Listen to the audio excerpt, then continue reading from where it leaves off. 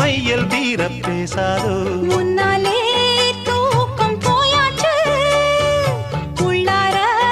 ஏதேதோ ஆயாச்சு நான் ஏரிக்கர மேலிருந்து 8 திசை பார்த்திருந்து ஏந்திழைக்கு காத்திருந்தேன் காணல்ல மணி 7